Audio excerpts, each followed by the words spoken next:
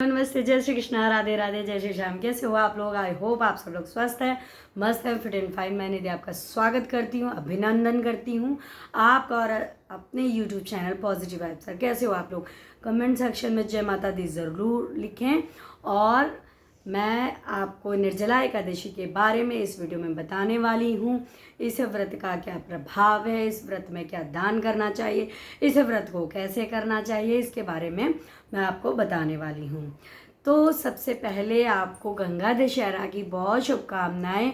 और गंगा दशहरा के दिन गंगा स्नान करते हैं, ये आप सबको पता है, और आपने स्नान दान किया भी होगा। गंगा जी का बर्थडे इस दिन होता है, तो हैप्पी बर्थडे गंगा माँ। और आपको मैं बताने में ये खुशी महसूस करूँगी कि गंगा माँ का विशेष आशीर्वाद मुझे प्राप्त है, क्योंकि मेरा जो जन्म है वो गंगा माँ के समीप ही हुआ था। तो मैं तो ऐसा मानती हूँ कि भाई मुझे तो गंगा माँ का विशेष आशीर्वाद प्राप्त है और मैं आपको बहुत धन्य मानती हूँ।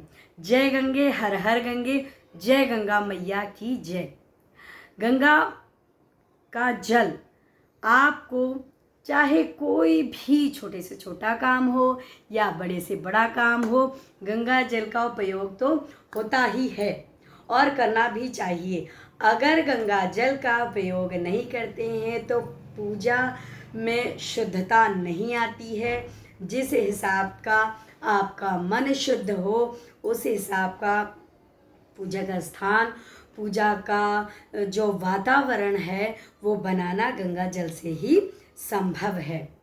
आप इस दिन गंगा स्नान कर सकते हैं तो ठीक है, नहीं तो मैं बताती हूँ कि गंगा जल आपने स्नान के जल में मिक्स करके आपने स्नान करना है।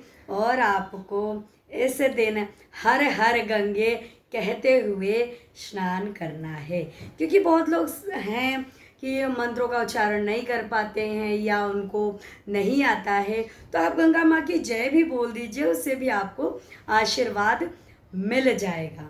तो आइए जल्दी से शुरू करते हैं और आपको बताते हैं कि निर्जला एकादशी का व्रत कैसे करना है। क्योंकि अगर आपको गंगा दशहरा की, गंगा माँ की कहानी आपको जाननी है तो आपने मुझे कमेंट सेक्शन में ज़रूर बताइए, तो वो वीडियो मैं आपके साथ ज़रूर शेयर करूँगी। निर्जला एकादशी 11 जून 2022 को है और आपने इस दिन सूर्योदय के साथ ही व्रत शुरू हो जाता है। तो निर्जला एकादशी के दिन सूर्योदय के साथ द्वादशी के दिन सूर्योदय तक आपका ये व्रत रहता है। इस दिन आपको जल ग्रहण नहीं करना है। इस दिन आपको आचमन के लिए जल ले लेना है और मुंह में कुल्ला करने के लिए जल ले लेना है, लेकिन इसके अलावा आपको जल का यूज़ नहीं करना है। निर्जला एकादशी नाम ऐसे ही थोड़ा पड़ा है ना? तो हमें निर्जल रहकर इस व्रत का पालन करना है और द्वादशी के दिन इस व्रत का पारायण करना है। आपको इस व्रत की कहानी का वीडियो जल्दी ही शेयर करूंगी।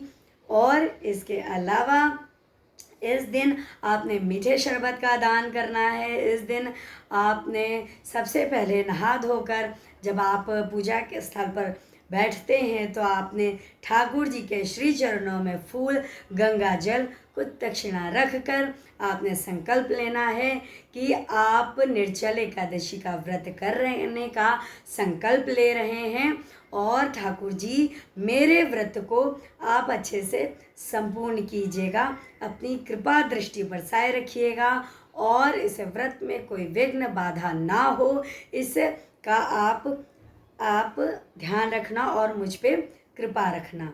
इसके अलावा यदि आप बीमार हैं, यदि आप कमज़ोर हैं, यदि आप किसी कारणवश निर्जल व्रत नहीं कर सकते हैं, तो आपने दोपहर तक, अगर आप कर सकते हैं तो दोपहर तक का आप संकल्प ले लीजिए। निर्जल व्रत करने का।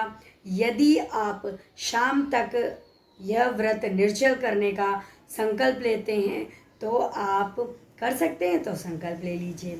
इसके अलावा मैं आपको बताती हूँ कि निर्जल एकादशी, भीमसेनी एकादशी, पापनाशिनी एकादशी के नाम से भी जानी जाती है। निर्जल एकादशी, भीमसेन, ये कहानी में आपको बताया ही गया है।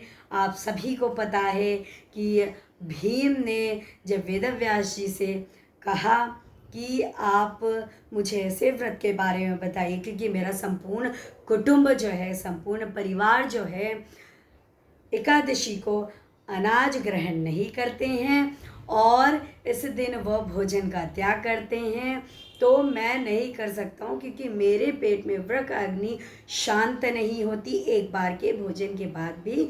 तो मैं इसका उपाय आपसे जानना चाहता हूँ कि सिर्फ एक दिन ही व्रत करने से मुझे संपूर्ण एकादशियों का फल प्राप्त हो जाए, ऐसे एकादशी व्रत का आप मुझे वर्णन कीजिए। तो भीम के लिए ऐसी एकादशी का वर्णन किया गया, उन्हें इस व्रत के बारे में बताया गया, तो उन्होंने इस व्रत को किया और फल की प्राप्ति की। इसके अलावा इसी वजह से, इसी कारण भीमसेनी एकादशी भी नाम पड़ा। आपको बता दूं कि इस दिन दान क्या क्या करना चाहिए। मीठा शरबत का दान करना चाहिए, सुराहियों का दान, जो मिट्टी के बर्तन, सुराही, घड़े का दान करना चाहिए, छतरी का दान करना चाहिए, विभिन्न प्रकार की मिष्ठान का दान करना चाहिए, स्वर्ण जो आपको अवेलेबल हो तो आपको दान करना चाहिए।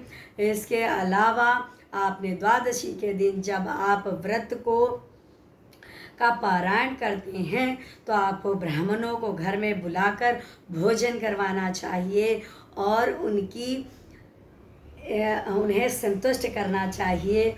और जो आपकी यथाशक्ति श्रद्धा भाव से आप दान कर सकते हैं, दान करना चाहिए। और आप